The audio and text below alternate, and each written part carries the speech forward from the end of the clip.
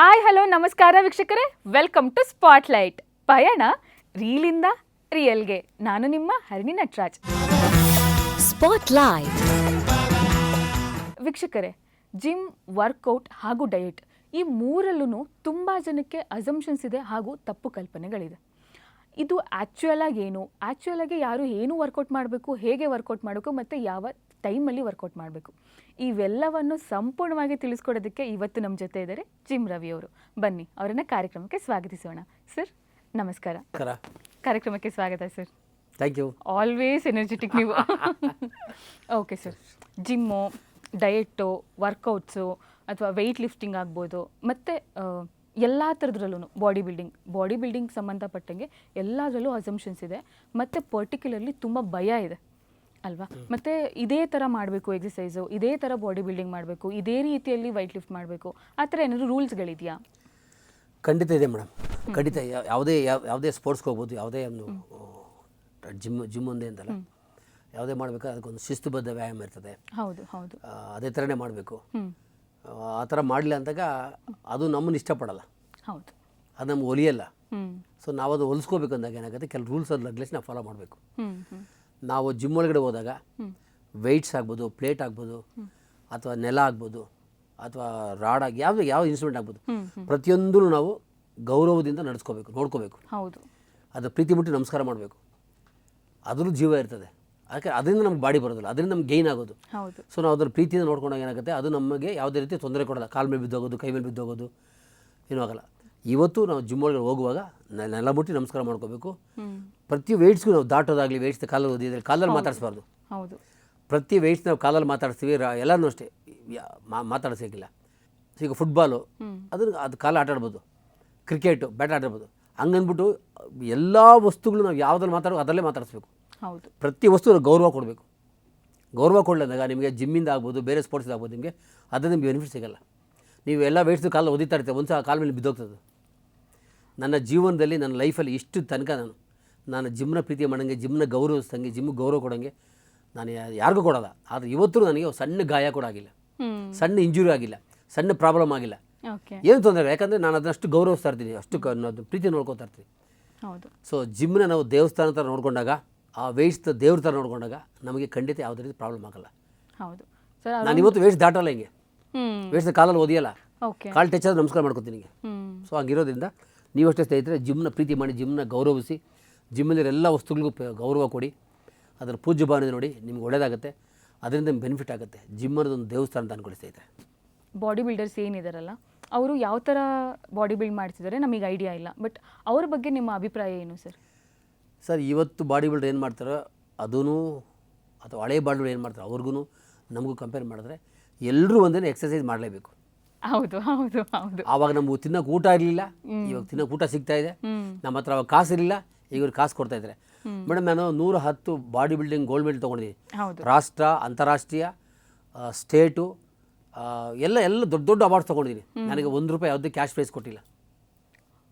Cash prize ಕೊಟ್ಟಿಲ್ಲ, ನಾವಿದ್ದ ಕ್ಯಾಶೇ ಕೊಡ್ತಿಲ್ಲ, ಒಂದು ಮೆಡಲ್ ಹಾಕೋರು ಅಷ್ಟೇ ಕತ್ತಿಗೆ. ಅದೇ ನಮ್ಮ ಪುಣ್ಯ ಭಾಗ್ಯ ಅಂತ ತೊಗೊಂಡು ಎತ್ಕೊಂಡು ಮನೆಗೆ ಬರ್ತಾಯಿದ್ವಿ. ಇವತ್ತು ಎಲ್ಲ ಕ್ಯಾಶ್ ಪ್ರೈಸ್ ಕೊಡ್ತಾರೆ, ಗಾಡಿ ಕೊಡ್ತಾರೆ, ಬುಲೆಟ್ ಕೊಡ್ತಾರೆ. ಕೊಡಲಿ, ತಪ್ಪೇನಿಲ್ಲ, ಕೊಡಲಿ, ತೊಗೊಳ್ಳಿ, ಗೆದ್ದವ್ರಿಗೆ ಶುಭಾಶಯಗಳು ಎಲ್ಲ ತೊಗೊಳ್ಳಿ. ನನ್ನ ಕನ್ಸರ್ನ್ ಏನಪ್ಪ ಅಂದಾಗ, ಅವತ್ತು ನಾವು ಕಷ್ಟಪಡ್ತಾಯಿದ್ವಿ, ಇವತ್ತು ಕಷ್ಟಪಡ್ತಾಯಿದ್ದಾರೆ. 1 ಇಂಚು ಮಸಲ್ ಬರೋಕ್ಕೆ 6 ಮಂತ್ ಕಷ್ಟಪಡಬೇಕು. 1 ಇಂಚು ಮಸಲ್ ಬರೋಕ್ಕೆ ಈಸಿಯಾಗಿ ಬರೋಲ್ಲ. ಸೊ ಪ್ರತಿಯೊಬ್ಬರೂ ಕಷ್ಟಪಡಲೇಬೇಕು. ಆದರೆ ಕೆಲವ್ರದ್ದು ಮೈಂಡ್ ಇದೆ, ಪ್ರೋಟೀನ್ ಇಂಜೆಕ್ಷನ್ ಹಾಕೊಂಡ ಬಾಡಿ ಬಂದ್ಬಿಡ್ತದೆ ಅಂತ. ಖಂಡಿತ ಬರಲ್ಲ. ಟೆಂಪರರಿ ಏನೇ ಮಾಡಿದ್ರು ಎಕ್ಸಸೈಸ್ ಮಾಡಲೇಬೇಕು. ಹೌದು ಹೌದು ಹೌದು. ಅಷ್ಟೇ ಬಿಟ್ರೆ ಬೇರೆ ಇನ್ನೇನು ಬರಲ್ಲ, ಎಕ್ಸಸೈಸ್ ಮಾಡಲೇಬೇಕು. ಇವತ್ತು ಟೆಕ್ನಾಲಜಿ ತುಂಬ ಚೆನ್ನಾಗಿದೆ, ಒಳ್ಳೆ ವರ್ಕೌಟ್ ಮಾಡ್ತಾ ಇದ್ದಾರೆ. ನಮ್ದು ಹಳೆ ವರ್ಕೌಟು ಟೆಕ್ನಾಲಜಿ ಎಲ್ಲ ಏನೋ ಇರೋ ಬದಲು ಮಾಡ್ತಾ ಇದ್ವಿ. ಸೊ ನಮ್ದು ನ್ಯಾಚುರಲ್ ಬಾಡಿ ಸ್ವಲ್ಪ ಟೆಕ್ನಿಕಲ್ ಬಾಡಿ, ಅಷ್ಟು ಬೇರೆ ವ್ಯತ್ಯಾಸ ಇಲ್ಲ. ಬಟ್ ಅವರು ಮಾಡಬೇಕು, ನಾನು ಮಾಡಬೇಕು. ನಾನು ಇವತ್ತು 160 kg ಲಿಫ್ಟ್ ಮಾಡ್ತೀನಿ. ಈಗ ಬೆಳಿಗ್ಗೆ ಮಾಡ್ಕೊಂಬಂದೆ. ನಂದು ಮನೆ ಊಟನೇ, ನಂದು ಹಳೆ ಎಕ್ಸಸೈಸು, ಹಳೆ ಊಟ, ಹಳೆ ಎಕ್ಸಸೈಸ್. ನಾನು ಇವತ್ತು ಹೊಸ ಎಕ್ಸಸೈಸ್ಗೆ ಅಡಿಕ್ಟ್ ಆಗಿಲ್ಲ, ಹೊಸದನ್ನು ಅಳವಡಿಸ್ಕೊಳ್ಳೋದು. ಯಾಕೆಂದರೆ ಹೊಸದನ್ನು ಮಾಡೋಕೆ ಹೋದಾಗ ಈ ಬಾಡಿ ಏನಾಗುತ್ತೋ ಹಳೆತನಕ್ಕೆಲ್ಲನೂ ಸೆಟ್ ಆಗಿಬಿಟ್ಟಿರ್ತದೆ. ಹೌದು. ಸೊ ಹೊಸದನಕ್ಕೆ ಹೋದಾಗ ಡೇಂಜರ್ ಆಗುತ್ತೆ, ನಾನು ಹಳೆ ಮಾಡೋಕ್ಕೆ ಹೋಗಲ್ಲ. ಸೊ ಅಂದ್ಬಿಟ್ಟು ಹೊಸದನ್ನು ಯಾವುದು ಕೆಟ್ಟದಲ್ಲ, ದೇ ಆರ್ ವೆರಿ ಫಿಟ್, ಒಳ್ಳೆ ಎಕ್ಸಸೈಸ್. ಸೊ ನಮ್ಮ ಎಕ್ಸಸೈಸ್ ನಮ್ಮದು, ಅವ್ರ ಎಕ್ಸಸೈಸ್ ಅವ್ರದ್ದು. ನಮ್ಮವ್ರಿಗೆ ಏನು ಡಿಫ್ರೆನ್ಸ್ ಏನಪ್ಪ ಅಂತಂದಾಗ, ಅವ್ರಿಗೆ ಒಳ್ಳೊಳ್ಳೆ ಊಟ ಸಿಗುತ್ತೆ, ನಮ್ಮ ಊಟ ಸಿಗ್ತಾ ಇರಲಿಲ್ಲ. ಸೊ ಹಂಗಾಗಿರೋದ್ರಿಂದ ಸ್ನೇಹಿತರೆ ಮತ್ತೊಮ್ಮೆ ಒಂದು ಮನೆ ಮಾಡ್ಕೋತಾ ಇದ್ರಿ, ನೀವೇನೇ ಊಟ ಮಾಡಿ ಏನೇ ತೊಗೊಳ್ಳಿ ಒಂದ್ಸತಿ ಡಾಕ್ಟರ್ ಹತ್ರ ಹೋಗಿ ಒಂದ್ಸತಿ ನಿಮ್ಮ ಬಗ್ಗೆ ನೀವು ಯೋಚನೆ ಮಾಡಿ. ಒಂದು ಮೆಡಲ್ಗೆ 2 ಮೆಡಲ್ ನೀವು ಸುಸ್ತಾಗಬಾರ್ದು. ಲೈಫ್ ಇದೆ ನಿಮಗೆ, ಮಕ್ಕಳಾಗ್ತಾರೆ, ಮದುವೆ ಆಗ್ತದೆ, ಅಪ್ಪ ಅಮ್ಮ ಹೆಂಡತಿ ಮಕ್ಕಳು ಎಲ್ಲರೂ ಇರ್ತಾರೆ, ಅವ್ರನ್ನ ಯೋಚನೆ ಮಾಡಿ ನೀವೇನೇ ಮಾಡಿ ಹೆಜ್ಜೆ ಇಡಿ ಅಷ್ಟೇ. ಹೌದು. ಓಕೆ ಸರ್, ಜಿಮ್ ಅಂತಂದರೆ ಇವಾಗ ನಮ್ಮ ಜನ್ರೇಷನಿಗೆ ಹೆಂಗಿದೆ, ಜಿಮ್ ಅಂತಂದರೆ ಈ ಥರ ಬಟ್ಟೆ ಹಾಕೋಬೇಕು, ಈ ಥರ ಶೂ ಹಾಕೋಬೇಕು, ಇದೇ ರೀತಿ ಕ್ಲಾತ್ಗಳನ್ನ ಯೂಸ್ ಮಾಡಬೇಕು, ಈ ಮೆಟೀರಿಯಲ್ ಯೂಸ್ ಮಾಡಬೇಕು ಅನ್ನೋ ಅಸಂಪ್ಷನ್ಸ್ ಇದೆ. ನಿಮ್ಮ ಅಭಿಪ್ರಾಯ ಏನು ಸರ್? ಸ್ನೇಹಿತರೆ, ಯಾರ್ಯಾರು ಜಿಮ್ಗೆ ಹೋಗ್ತಾ ಇದ್ದೀರೋ ಅವ್ರಿಗೆಲ್ಲರಿಗೂ ಮನೆ ಮಾಡ್ಕೋತಾ ಇದ್ದೀನಿ. ನೀವು ಜಿಮ್ಗೆ ಹೋಗ್ಬೇಕಾದ್ರೆ ಇದೇ ಬಟ್ಟೆ ಹಾಕ್ಕೋಬೇಕು, ಇದೇ ಶೂ ತೊಗೋಬೇಕು, ಇದೇ ವಾಟರ್ ಬಾಟಲ್ ಬೇಕು, ಇದೇ ಖರ್ಚಿಗೆ ತೊಗೊಂಡೋಗ್ಬೇಕು, ಈ ಬ್ರಾಂಡೇ ಬೇಕು ಅಂತ ಖಂಡಿತ ಎಲ್ಲೂ ಇಲ್ಲ ಸ್ನೇಹಿತರೆ. ಎಕ್ಸಸೈಸ್ ಮಾಡೋಕ್ಕೆ ಬೇಕಾಗಿರೋದು ನಿಮ್ಮ ಮನಸ್ಥಿತಿ ಹಾಗೂ ನಿಮ್ಮ ಸೋಂಬೇರಿತನ. ನಿಮ್ಮ ಮನಸ್ಥಿತಿ ಚೆನ್ನಾಗಿದ್ದರೆ ನೀವು ಸಕ್ಸಸ್ ಆಗ್ತೀರಾ, ನಿಮ್ಮ ಸೋಂಬೇರಿತನ ಇದ್ದರೆ ಒಂದು ವಾರಕ್ಕೆ 2 ವಾರಕ್ಕೂ ಬಿಟ್ಬಿಡ್ತೀರಾ. ಸೊ ಇಷ್ಟೇ ಸ್ನೇಹಿತರೆ, ನೀವು ಜಿಮ್ಮಲ್ಲಿ ಯಾರೋ ಏನೋ ತೊಗೊಂಬರ್ತಾರೆ ಅಂತ ಒಬ್ರು ಕಂಪೇರ್ ಮಾಡ್ಕೋಬೇಡಿ. ನಿಮಗೆ ಏನು ಅನಿಸುತ್ತೆ, ನಿಮಗೇನು ಅವೈಲೇಬಿಲಿಟಿ ಇದೆ ಅದೇ ಬಟ್ಟೆ ಹಾಕ್ಕೊಂಡು ಎಕ್ಸಸೈಸ್ ಮಾಡಿ, ಅದೇ ಶೂ ಹಾಕೊಂಡು ಎಕ್ಸಸೈಸ್ ಮಾಡಿ. ಶೂ ಹಾಕೊಳ್ಳೋ ಉದ್ದೇಶ ಏನಪ್ಪ ಅಂದಾಗ ಕಾಲ ಮೇಲೆ ವೆಯ್ಟ್ಸ್ ಎಲ್ಲ ಬಿದ್ದೋಗ್ಬಿಟ್ರೆ ಕಾಲು ಸೇಫಾಗಿರಲಿ ಅಂತ ಮಾಡ್ತಾರೆ. ಒಂದು. ಎರಡನೇದು, ಶೂ ಹಾಕೊಂಡು ಮಾಡೋದು ಏನಾಗುತ್ತೆ, ಗ್ರಾವಿಟಿ ಪವರು ಕೋಲ್ಡ್ ಅಟ್ರಾಕ್ಟ್ ಆಗೋಲ್ಲ, ಹಂಗೆ ಬಾಡಿ ಬೇಗ ಹೀಟ್ ಆಗುತ್ತೆ ಅಂತೇಳಿ ಶೂ ಉಪಯೋಗಿಸ್ತಾರೆ. ಓಕೆ. ಬರಿಗಾಲದಲ್ಲಿ ಎಕ್ಸಸೈಸ್ ಮಾಡಿದಾಗ ನಿನಗೆ 1 ಅವರ್ಗೆ ಬಾಡಿ ಹೀಟ್ ಆದರೆ ಶೂ ಹಾಕೊಂಡು ಮಾಡಿದಾಗ ಅರ್ಧ ಗಂಟೆ ಬಾಡಿ ಹೀಟ್ ಆಗುತ್ತೆ. ಸೊ ಬರಿಗಾಲದಲ್ಲಿ ಎಕ್ಸಸೈಸ್ ಮಾಡೋಕ್ಕೆ ನಾನು ಪ್ರಿಫರೆನ್ಸ್ ಕೊಡ್ತೀನಿ. ಓಕೆ. ಬರಿಗಾಲದಲ್ಲಿ ಎಕ್ಸಸೈಸ್ ಮಾಡಿ, ಬರಿಗಾಲಲ್ಲಿ ವಾಕಿಂಗ್ ಮಾಡಿ, ಬರಿಗಾಲಲ್ಲಿ ಜಿಮ್ಮಲ್ಲೆಲ್ಲ ವರ್ಕೌಟ್ ಮಾಡಿ. ಶೂ ಯೂಸ್ ಮಾಡಬೇಡಿ. ಶೂ ಯಾರು ಯೂಸ್ ಮಾಡಬೇಕಾದ್ರೆ ಅಥ್ಲೆಟಿಕ್ಸ್ ಅವ್ರು ಯೂಸ್ ಮಾಡಬೇಕು, ಫುಟ್ಬಾಲರ್ ಯೂಸ್ ಮಾಡಬೇಕು, ಕಾಲು ತುಳಿದು ಬಿಡ್ತಾರಲ್ಲ ಹೋಗುತ್ತಲ್ಲ. ಹೌದು ಹೌದು. ಜಿಮ್ಮಲ್ಲಿದ್ದಾಗ ನೀವು ಶೂ ಯೂಸ್ ಮಾಡಿದ್ರೆ ತಪ್ಪೇನೂ ಇಲ್ಲ, ಶೂ ಯೂಸ್ ಮಾಡಿ. ಆದರೆ ವಾರಕ್ಕೆ 1 ಸತಿನೂ 2 ಸತಿ 3 ಸತಿ ಫ್ರೀ ಎಕ್ಸಸೈಸ್ ಬರೀ ಕಾಲಲ್ಲಿ ಓಡಾಡಿ, ಆಕ್ಯುಪಂಚರ್ ಆಗುತ್ತೆ. ಹೌದು ಹೌದು. ಸೊ ನಮಗೆ ಬರಿಗಾಲಲ್ಲಿ ಓಡಿದಾಗ ಸಿಗೋಷ್ಟು ಖುಷಿ ನಿಮಗೆ ಶೂ ಹಾಕೊಂಡು ಮಾಡಿದ್ರೆ ಸಿಗಲ್ಲ. ಹೌದು. ಸೊ ಯಾವ ಸ್ಪೋರ್ಟ್ಸ್ ಯಾವ ಶೂ ಹಾಕೋಬೇಕು ಅದು ಹಾಕೋ ಖಂಡಿತ ತಪ್ಪೇನಿಲ್ಲ. ಆದರೆ ಎಲ್ಲ ಸ್ಪೋರ್ಟ್ಸಲ್ಲೂ ವಾರಕ್ಕೆ 1 ಸತಿ 2 ಸತಿ ಬರಿಗಾಲ ನಡಿಬೇಕು.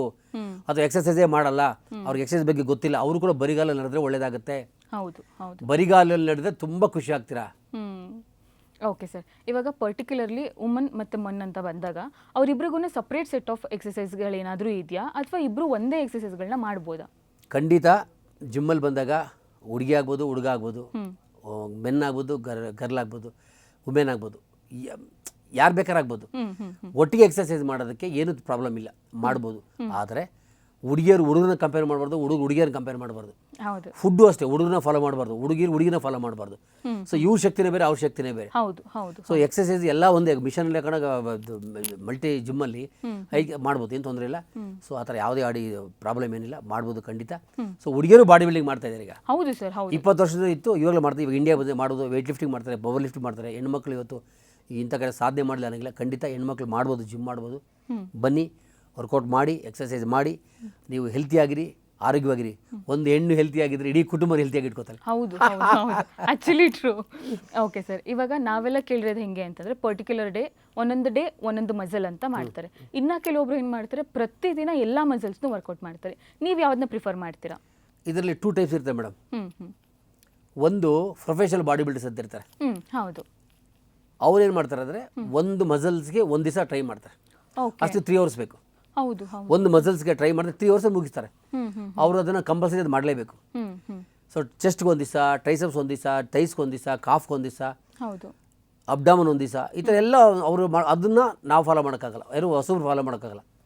ಸೊ ಡೈಲಿ ಎಲ್ಲ ರೊಟೀನ್ ಎಕ್ಸಸೈಸ್ ಯಾರು ಮಾಡ್ತಾರೆ ಅಂತಂದಾಗ ಫಿಟ್ನೆಸ್ಗೆ ಬಂದಿರೋರು, ಫಿಟ್ನೆಸ್ಸು, ಹೆಲ್ತ್ ಚೆನ್ನಾಗಿರಬೇಕು, ಸ್ಟ್ರಾಂಗ್ ಆಗಿರಬೇಕು, 6 ಪ್ಯಾಕ್ ಇರಬೇಕು ಅಂತ ಅವ್ರು ಏನು ಮಾಡ್ತಾರೆ ಅಂದರೆ ಎಲ್ಲ ಎಕ್ಸಸೈಸ್ ಮಾಡ್ಬೋದು, ತಪ್ಪೇನಿಲ್ಲ, ಎರಡೂ ಅವ್ರಲ್ಲಿ ಮಾಡ್ಬೋದು. ಬಟ್ ನಾವು ಯಾರು ಪ್ರೊಫೆಷನಲ್ ಆಗಿ ಮಾಡ್ತಾ ಇರ್ತಾರೆ ಗೊತ್ತಾ, ಯಾರು ಚಾಂಪಿಯನ್ಶಿಪ್ಗೆ ಹೋಗೋಕ್ಕೆ, ವಿಶ್ವ ಸ್ಪರ್ಧೆಗೆ ಹೋಗೋಕ್ಕೆ, ಯಾರು ರಾಷ್ಟ್ರೀಯ ಸ್ಪರ್ಧೆಗೆ ಹೋಗಿ ರೆಡಿ ಆಗ್ತಾ ಇರ್ತಾರ, ಅವ್ರನ್ನ ಹೊಸಬ್ರು ಕಂಪೇರ್ ಮಾಡಬಾರ್ದು, ಹೊಸಬ್ರು ಫಾಲೋ ಮಾಡಬಾರ್ದು. ಅವ್ರು ಅದು ತಿಂತಾರೆ, ನಾವು ಇದು ತಿನ್ನಬೇಕು, ಅವ್ರೇನು ಫುಡ್ ಹಾಕೋದು ನಾವು ಫುಡ್ ಹಾಕೋಬೇಕು, ಅವ್ರು ಇಷ್ಟು ಚಿಕನ್ ತಿಂದು ನಾವು ಇಷ್ಟು ಚಿಕನ್ ತಿನ್ನಬೇಕು. ನೋ, ಅವ್ರ ಊಟ ಬೇರೆ, ಅವ್ರ ಎಕ್ಸಸೈಸ್ ಬೇರೆ, ನಿನ್ನ ಊಟ ಬೇರೆ, ನಿನ್ನ ಎಕ್ಸಸೈಸ್ ಬೇರೆ. ಸೊ ಹಂಗಿರೋದ್ರಿಂದ ದಯವಿಟ್ಟು ಸ್ನೇಹಿತರೆ, ಜಿಮ್ ಒಳಗಡೆ ಯಾರ್ಯಾರು ಕಂಪೇರ್ ಮಾಡ್ಕೋಬೇಡಿ. ನಿಮ್ಮ ಊಟನೇ ಬೇರೆ, ನಿಮ್ಮ ಸ್ಟ್ರೆಂತೇ ಬೇರೆ, ನಿಮ್ಮ ಎಕ್ಸಸೈಸೇ ಬೇರೆ ಇರ್ತದೆ. ಸೊ ಪ್ರೊಫೆಷನಲ್ಗೆ ಹೋಗೋರು ಅವ್ರ ಊಟ ಅವ್ರ ಎಕ್ಸಸೈಸೇ ಬೇರೆ ಇರ್ತದೆ. ಸೊ ಹಂಗಾಗಿ ದಯವಿಟ್ಟು ಎಲ್ಲರೂ ಮನೆ ಮಾಡ್ಕೋತೀನಿ, ಯಾರಿಗೂ ಕಂಪೇರ್ ಮಾಡ್ಕೋಬೇಡಿ, ಎಲ್ಲ ವರ್ಕೌಟು ಅವ್ರದ್ದು ಗ್ರೇಟ್. ಸರ್, ಇವಾಗ ನನ್ನ ಪರ್ಸ್ನಲ್ ಕ್ವಶನ್ ಏನು ಅಂತಂದರೆ, ಈಗ ನಾವು ಜಿಮ್ಗೆ ಹೋಗಿ ಬಂದಿರ್ತೀವಿ, ಬಾಡಿ ಪೇಯ್ನ್ ಇರುತ್ತೆ, ಬಟ್ ನೆಕ್ಸ್ಟ್ ಡೇನೂ ನಾವು ಜಿಮ್ಮಿಗೆ ಹೋಗಬೇಕು. ಬಟ್ ಆ ಪೇಯ್ನ ಓವರ್ಕಮ್ ಮಾಡಿ ಏನಾದ್ರೂ ಮನೆಯಲ್ಲಿ ಏನಾದರೂ ಮಾಡ್ಕೋಬೋದಾ? ಅಂದರೆ ಕುಡಿಯೋದು, ತಿನ್ನೋದು, ಅಥವಾ ಏನಾದರೂ ಹಚ್ಕೊಳ್ಳೋದು, ಆ ಥರ ಏನಾದರೂ ರೆಮಿಡೀಸ್ ಏನಾದರೂ ಇದೆಯಾ? ಖಂಡಿತ ಆ ಥರ ಯಾವುದು ರೆಮಿಡೀಸ್ ಮನೇಲಿ ಸಿಗಲ್ಲ ನಿಮಗೆ. ಮುಳ್ಳಿನ ತೆಗಿಬೇಕಂತಾರೆ. ನಿಮಗೆ ಪೇಯ್ನ್ ಅಲ್ಲ, ಪೇಯ್ನ್ ನಿಮ್ಗೆ ಎಲ್ಲಿ ಬಂತು? ಜಿಮ್ಮಲ್ಲಿ. ಆ ಜಿಮ್ ಒಳಗಡೆ ಬಂದಾಗಲೇ ನಿಮ್ಗೆ ಆ ಪೇಯ್ನ್ ರಿಲೀಫ್ ಆಗೋದು. ಯಾವ ಡಾಕ್ಟರ್ ರಿಲೀಫ್ ಮಾಡೋಕ್ಕಾಗಲ್ಲ, ಯಾವ ಮಾತ್ರೆ ಕೊಡೋಕೆ ಏನು ರಿಲೀಫ್ ಆಗಲ್ಲ ನಿಮಗೆ. ಜಿಮ್ಮಲ್ಲಿ ಪೇಯ್ನ್ ಹುಟ್ಟುತ್ತೆ, ಜಿಮ್ಮಲ್ಲೇ ಪೇಯ್ನ್ ಸಾಯುತ್ತೆ. ನೀವು ಜಿಮ್ಮೊಳಗಡೆ ಬಂದು ರಿಲ್ಯಾಕ್ಸ್ ಆಗಿ ಬಂದು ಬಟ್ಟೆ ಬಿಚ್ಚಿದಂಗೆ ಫುಲ್ಲು ಬಾಡಿ ಎಲ್ಲ ಅಲ್ಲೇ ಆಕ್ಟಿವ್ ಹೋಗ್ಬಿಡ್ತದೆ. ಆಕ್ಚುಲಿ ಹೌದು ಅದು ಸತ್ಯ. ಹೌದು ಹೌದು ಜಿಮ್ಮಲ್ಲೇ ಪೇಯ್ನ್ ಹುಟ್ಟೋದು, ಜಿಮ್ಮಲ್ಲಿ ಕಳ್ಕೋಬೇಕು. ಅದು ಆಚೆ ಕಡೆನೋ ಪಾರ್ಕಲ್ಲೋ ಡಾಕ್ಟರ್ ಹತ್ರನೋ ತೊಗೊಂಡು ಏನೋ ಮಾಡ್ಕೊಂಡ್ರೆ ಖಂಡಿತ ಹೋಗಲ್ಲ ಪೇಯ್ನ್ ಅದು. ಸೊ ನನಗೂ ಪೇಯ್ನ್ ಬರ್ತದೆ, ನನಗೂ ಪೇಯ್ನ್ ಬರ್ತದೆ. ನಾವು ಎಲ್ಲಿ ಕಳ್ಕೊಂಡಿದ್ದೀವೋ ಎಲ್ಲಿ ಪಡ್ಕೊಂಡಿದ್ದೀವೋ ಅಲ್ಲೇ ಕಳ್ಕೋಬೇಕು. ಹಂಗಾಗಿ ಜಿಮ್ಮಲ್ಲೇ ಪೇಯ್ನ್ ಹುಟ್ಟುತ್ತೆ, ಜಿಮ್ಮಲ್ಲೇ ಪೇಯ್ನ್ ಕಳ್ಕೋಬೇಕಷ್ಟೇ. ಓಕೆ ಸರ್, ಎಲ್ಲರಿಗೂ ಒಂದು ಅಂದರೆ ಅಸಂಪ್ಷನ್ಸೋ ಅಥವಾ ಎಲ್ಲರೂ ಸ್ಟ್ಯಾಂಡರ್ಡಾಗಿ ಅದನ್ನು ಸೆಟ್ ಮಾಡಿದಾರೋ ಏನೋ ನನಗೂ ಗೊತ್ತಿಲ್ಲ. ಏನಕ್ಕಂದರೆ ಪ್ರಿಫರ್ ಮಾಡೋದು ಮಾರ್ನಿಂಗ್ ಟೈಮ್ನ ಪ್ರಿಫರ್ ಮಾಡ್ತಾರೆ ಯೂಶಲಿ. ಮಾರ್ನಿಂಗ್ ಮಾಡಿದ್ರೆ ಬೆಸ್ಟಾ ಅಥವಾ ಈವ್ನಿಂಗ್ ಮಾಡಿದ್ರೆ ಬೆಸ್ಟಾ? ಸಾಧನೆ ಮಾಡೋಕ್ಕೆ ಛಲ ಅಂತ ಒಂದಿದ್ದರೆ, ಸಾಧಿಸ್ತೀನಿ ಅನ್ನೋ ಒಂದು ಹಠ ಅಂತ ಇದ್ದರೆ ಖಂಡಿತ ಅವರಿಗೆ ಯಾವುದೇ ಟೈಮಿಂಗ್ಸ್ ಬೇಕಾಗಲ್ಲ. ಬೆಳಗ್ಗೆ ಮಧ್ಯಾಹ್ನ ರಾತ್ರಿ ಮಾಡ್ಬೋದು. ಆದರೆ ಒಂದು ಏನಪ್ಪ ಅಂದರೆ ಸೂರ್ಯ ಊಟಕ್ಕಿಂತ ಮೊದಲು 6:30 ತುಂಬ 4 ಗಂಟೆಗೆ ಎಕ್ಸರ್ಸೈಸ್ ಯಾರು ಮಾಡಬೇಡಿ. ಫಸ್ಟ್ ಜಿಮ್ ಸೇರ್ಕೋದ್ರೆ 5 ಗಂಟೆಗೆಲ್ಲ ಬಂದ್ಬಿಡ್ತಾರೆ, ಖಂಡಿತ ಬರಬೇಡಿ. Okay. So very good time is 6 7:30 8 o'clock ಒಳ್ಳೆ ವೆರಿ ಗುಡ್ ಟೈಮ್. ನೀವು ಬೆಳಗ್ಗೆ 5 ಗಂಟೆ ಮಾಡಿ ಎಕ್ಸರ್ಸೈಸ್ ಮಾಡೋದು ಕೆಟ್ಟವರಲ್ಲ, ಅವ್ರ ಅವಶ್ಯಕತೆ ಇದೆ ಬರ್ತಾರೆ. ಆಮೇಲೆ ಈ ರಾಷ್ಟ್ರೀಯ ಸ್ಪರ್ಧೆ ಇಂಟರ್ನ್ಯಾಷನಲ್ ಹೋಗೋರಲ್ಲ ಅವ್ರಿಗೂ ಕೂಡ ಅಷ್ಟೇ, ಅವರು 5 ಗಂಟೆಗೆ 4 ಗಂಟೆಗೆ ಮಾಡ್ತಾರೆ, ಅದು ಬರಬೇಕು, ಅದು ಕಂಪಲ್ಸರಿ ಇದೆ. ಆದರೆ ಬಿಗಿನರ್ಸ್ಗೆ ಮಾತ್ರ ರೈಟ್ ಟೈಮ್ ಅಂದರೆ 6:30 to 7, 7:30 to 8, 8:30 to 9 ಇಷ್ಟೇ. ಓಕೆ ಓಕೆ ಸರ್, ಇವಾಗ ನೀವೇ ಹೇಳ್ದಂಗೆ ನಮ್ಮ ಬಾಡಿಯಲ್ಲಿ ಹೀಟ್ ಜನ್ರೇಟ್ ಆಗ್ತಾ ಹೋಗುತ್ತೆ, ವರ್ಕೌಟ್ ಮಾಡ್ತಾ ಮಾಡ್ತಾ ಮಾಡ್ತಾ ಹೀಟ್ ಜನ್ರೇಟ್ ಆಗ್ತಾ ಹೋಗುತ್ತೆ. ಸೊ ನಾವು ಇನ್ ಕೇಸ್ ಏನಾದರೂ ಆ ಟೈಮಲ್ಲಿ ಉಲನ್ ಬಟ್ಟೆನೋ ಅಥವಾ ತುಂಬ ದಪ್ಪ ಬಟ್ಟೆಗಳು ಹಾಕಿದ್ರೆ ನಮಗೆ ಎಫೆಕ್ಟ್ ಆಗುತ್ತಾ, ಅಥವಾ ಯಾವ ರೀತಿ ಬಟ್ಟೆಗಳನ್ನ ಹಾಕಬೇಕು? ಜಿಮ್ಮಲ್ಲಿ ಯಾರ್ಯಾರು ವರ್ಕೌಟ್ ಮಾಡ್ತಾಯಿದ್ದೀರಾ ಅವ್ರಲ್ಲಿ ಮನಿ ಮಾಡ್ಕೋತೀನಿ, ಜಿಮ್ಮಲ್ಲಿ ಆದಷ್ಟು ಕಾಟನ್ ಬಟ್ಟೆಗಳು ಯೂಸ್ ಮಾಡಿ. ರಕ್ತ ಚಲನವಲ್ಲಾಗೋಕ್ಕೆ ಲೂಸ್ ಆಗಿರೋ ಬಟ್ಟೆ ಹಾಕ್ಕೊಳ್ಳಿ.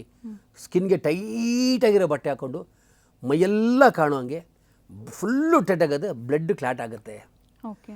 ಸೊ ಅದು ಕೆಟ್ಟದ್ದೆಲ್ಲ ಹಾಕ್ಕೊಡೋದು. ಅದನ್ನು ಯಾವತ್ತೂ ವಾರಕ್ಕೆ ಒಂದ್ಸತಿನೋ ಯಾವಾಗೊಂದ್ಸತಿ ಹಾಕ್ಕೊಳ್ಳಿ. ತುಂಬ ಎಕ್ಸಸೈಸ್ ಮಾಡೋರು 1 hour 2 hour ಎಕ್ಸಸೈಸ್ ಮಾಡೋರು ಬಾಡಿನ ಬ್ಲಡ್ ಫುಲ್ ಬಾಡಿಯೆಲ್ಲ ಓಡಾಡೋದು, ಈಸಿಯಾಗಿ ಓಡಾಡಬೇಕು, ಗಾಳಿ ಫುಲ್ಲು ಓಡಾಡಬೇಕು. ಸೊ ಅವಾಗೇನಾಗುತ್ತೆ, ನಿಮಗೆ ಬಾಡಿ ರಿಲ್ಯಾಕ್ಸ್ ಆಗುತ್ತೆ, ಬ್ಲಡ್ಡು ರಿಯಾಕ್ಟ್ ಆಗ್ತಾ ಇರ್ತದೆ, ಪಂಪ್ ಆಗ್ತಾ ಇರ್ತದೆ. ಸೊ ನಿಮ್ಗೆ ಈಸಿ ಆಗುತ್ತೆ. ಸೊ ಕಾಟನ್ ಬಟ್ಟೆಗಳನ್ನ ಮೈ ಮೇಲೆ ಹಾಕೊಂಡಾಗ ಏನಾಗುತ್ತೆ, ತುಂಬ ನಿಮಗೆ ಅದು ಸ್ವೆಟ್ನ ಹಿಡ್ಕೋತದೆ, ಅಬ್ಸರ್ವ್ ಮಾಡ್ತದೆ. ಆಮೇಲೆ ನಿಮಗೆ ಒಳ್ಳೆ ರಿಫ್ರೆಶ್ ಮಾಡ್ತದೆ. ಸೊ ನೀವು ಬಾಡಿಗೆ ಟೈಟಾಗಿರೋ ಬಟ್ಟೆ ಹಾಕೊಂಡು ಯಾರು ಕೆಟ್ಟವರಲ್ಲ, ಆ ಬಟ್ಟೆ ಕೆಟ್ಟದಲ್ಲ, ಆದರೆ ನಮಗೆ ತುಂಬ ಎಫೆಕ್ಟ್ ಆಗ್ತದೆ, ಬ್ಲಡ್ಡು ಹೋಗಲ್ಲ, ಸರಿಯಾಗಿ ಹೋಗಲ್ಲ. ಸೊ ಕೆಲವರು ಶೋಪ್ಗಾಗಿ ಹಾಕೋತಾರೆ.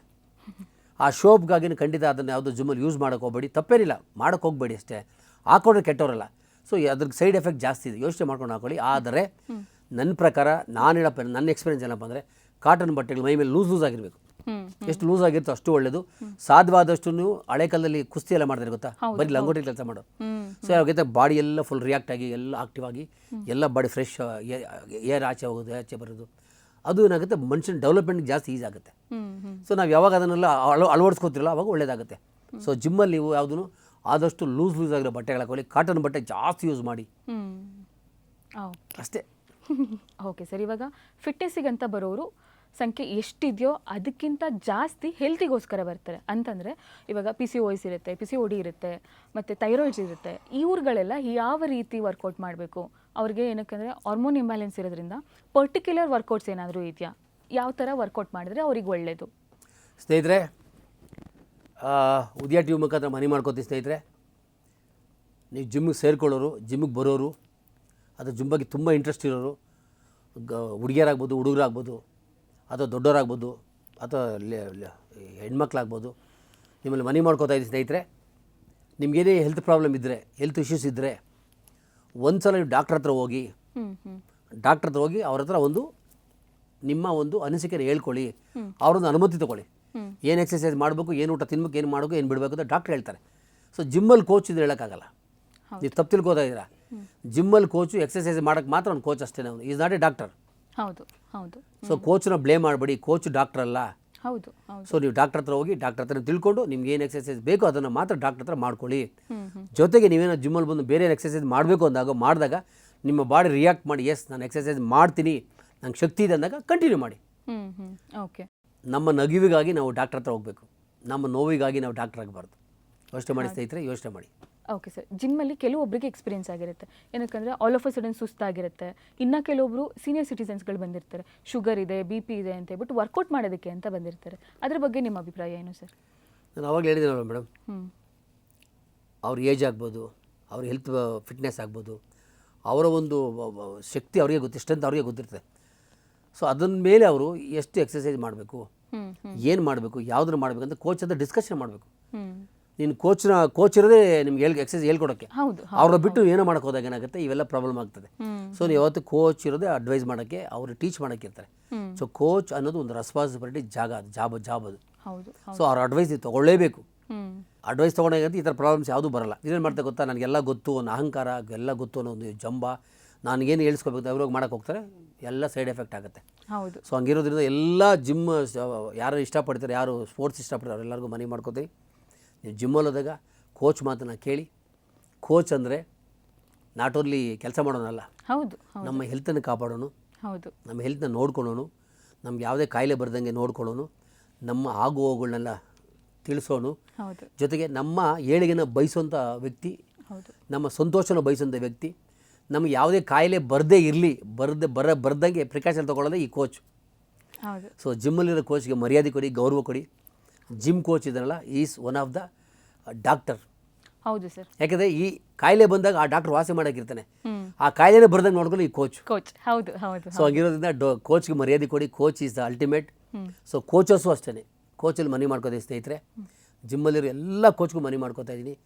ನೀವು ಕೋಚ್ ಮಾತ್ರ ಮಾಡಿ, ನೀವು ಡಾಕ್ಟ್ರ್ ಆಗೋಕ್ಕೆ ಹೋಗ್ಬೇಡಿ. ಸೊ ಬಂದಂಥ ವಿದ್ಯಾರ್ಥಿಗಳಾಗ್ಬೋದು, ಸ್ಟೂಡೆಂಟಲ್ಲಾಗ್ಬೋದು, ಅಥವಾ ಹೆಣ್ಮಕ್ಳಲ್ಲಾಗ್ಬೋದು, ಎಲ್ಲರೂ ಅಷ್ಟೇ ಹೆಣ್ಮಕ್ಳ ಅಕ್ಕ ತಂಗಿ ಥರ ನೋಡ್ಕೊಳ್ಳಿ.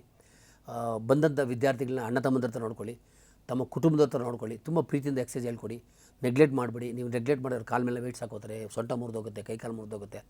ಸೊ ಪ್ರೀತಿಯಿಂದ 10 ನಿಮಿಷ ಹೇಳ್ಕೊಟ್ರು ಪ್ರೀತಿಯಿಂದ ಹೇಳ್ಕೊಡಿ. ಸೊ ನಿಮ್ಮ ಆಶೀರ್ವಾದ, ನಿಮ್ಮ ಸಹಕಾರ ಬರೋಂಥ ವಿದ್ಯಾರ್ಥಿಗಳ ಮೇಲಿದ್ದೆ, ಖಂಡಿತ ಅವರು ಒಳ್ಳೆಯದಾಗ್ತಾಯಿದೆ ಅಂತ ಮಾತನ್ನು ಹೇಳ್ತಾ, ಮತ್ತೊಮ್ಮೆ ಕೋಚಸ್ಗೆ ನಿಮ್ಮ ಜವಾಬ್ದಾರಿ ತುಂಬ ಚೆನ್ನಾಗಿದೆ. ನಿಮ್ಮ ಕೋಚಸ್ ಲೆವೆಲ್ ಇದ್ದರೆ ತುಂಬ ಅಲ್ಟಿಮೇಟ್ ಅದು. ಸೊ ನೀವು ಅವ್ರನ್ನ ಬಂದಂಥ ಸ್ಟೂಡೆಂಟ್ನ ಕಾಪಾಡಿ ಉಳಿಸಿ ಬೆಳೆಸೋ ಜವಾಬ್ದಾರಿ ನಿಮ್ಮಲ್ಲಿದೆ ಅಂತ ಮನೆ ಮಾಡ್ಕೋತೀನಿ. ಹೌದು ಸರ್. ಆ್ಯಕ್ಚುಲಿ ಈ ಪರ್ಟಿಕ್ಯುಲರ್ ಎಪಿಸೋಡ್ ತುಂಬ ಇನ್ಫಾರ್ಮೇಟಿವ್ ಆಗಿತ್ತು. ಏನಕ್ಕಂದರೆ ಎಷ್ಟೋ ಜನಕ್ಕೆ ಇಷ್ಟೊಂದು ಕ್ಲಾರಿಟಿ ಇಲ್ಲದಲೇ ಎಷ್ಟೋ ಜನ ಜಿಮ್ಗಳಿಗೆ ಜಾಯ್ನ್ ಆಗ್ತಾ ಇಲ್ಲ. ಈ ಎಪಿಸೋಡ್ನ ನೋಡಿದವರು 100% ಕ್ಲಾರಿಟಿ ತೊಗೊಂಡು ಜಿಮ್ ಜಾಯ್ನ್ ಆಗೋದಂತೂ 100% ಸರ್. ಇನ್ನೊಂದು ವಿಷಯ ಹೇಳಿದೆ ಕೇಳಿಸ್ಕೊಳ್ಳಿ. ಕೆಲವರು ಬರ್ತಾರೆ, ಸರ್ ಜಿಮ್ ಮಾಡಿದ್ರೆ ಜಿಮ್ ಬಿಟ್ಟರೆ ಹೊಟ್ಟೆ ಬರುತ್ತಂತ ಅಂತ ಕೇಳ್ತಾರೆ. ಜಿಮ್ ಮಾಡ್ತಾ ಇರ್ತೀವಿ ಸರ್, ಬಿಟ್ಬಿಟ್ಟು ಹೊಟ್ಟೆ ಬರ್ತದಾ ಅಂತಾರೆ. ಸ್ನೇಹಿತರೆ, ಜಿಮ್ ಮಾಡ್ತಾ ಬಿಟ್ಬಿಟ್ರೆ ಹೊಟ್ಟೆ ಬರೋಲ್ಲ ಸ್ನೇಹಿತರೆ. ಜಿಮ್ ಮಾಡ್ತಾ ತಿಂತಿರಲ್ಲ ಇಷ್ಟಿಷ್ಟು ಊಟ, ಮತ್ತು ಜಿಮ್ ಬಿಟ್ಬಿಡ್ತಿರಲ್ವ, ಮತ್ತೆ ಆ ಊಟ ಇಷ್ಟಿಷ್ಟು ತಿಂತಿರಲ್ಲ, ಅವಾಗ ಹೊಟ್ಟೆ ಬರ್ತದೆ. ಜೊತೆಗೆ ಯಾರೋ ಬಂದು ಹೇಳ್ತಾರೆ, ಸರ್ ಜಿಮ್ ಮಾಡಿದ್ರೆ ಮಕ್ಕಳಾಗಲ್ಲ ಅಂತ ಕ್ವಶನ್ ಮಾಡ್ತಾರೆ. ನೀನು ಡಾಕ್ಟ್ರಾ ಅಂದರೆ ಇಲ್ಲ ಸರ್ ಅಂತ. ನಿನಗೆ ಅವ್ನು ಯಾರು ಹೇಳಿದೆ ಸರ್ ಅಂತಾರೆ. ಅವ್ನು ಯಾರು ಹೇಳ್ದೆ ಅಂತಾರೆ. ಸೊ ಈ ಥರ ನಮ್ಮಲ್ಲಿ ಇಂಡಿಯಾದಲ್ಲಿ, ಎಸ್ಪೆಷಲಿ ಭಾರತ ದೇಶದಲ್ಲಿ ನಿಮಗೆ ಪುಕ್ಸಟ್ಟೆ ಸಿಗೋದು ಅಂದರೆ ಇದನ್ನು ಉಪದೇಶ. ಅವನು ಜಿಮ್ಗೆ ಹೋಗಲ್ಲ, ಜಿಮ್ಗೆ ಹೋಗೋರು ಬಿಡಲ್ಲ, ಯಾವ ಸ್ಪೋರ್ಟ್ಸ್ ಹೋಗಲ್ಲ, ಸ್ಪೋರ್ಟ್ಸ್ ಮಾಡೋರು ಬಿಡಲ್ಲ, ಸುಮ್ಮನೆ ಒಂದು ಮಾತಾಡಂತ ಇರ್ತಾನೆ. ಸೊ ಯಾವುದಕ್ಕೆ ಯಾರು ತಲೆ ಕೆಡಿಸ್ಕೊಬಿಡ್ತೈತೆ, ನಿಮ್ಗೆ ಯಾವ ಸ್ಪೋರ್ಟ್ಸ್ ಇಷ್ಟನ ಮಾಡ್ತಾರೆ. ಜೊತೆಗೆ ಉತ್ತಮ ಕ್ರೀಡಾ ಮನೋಭಾವನ ಬೆಳೆಸಿ.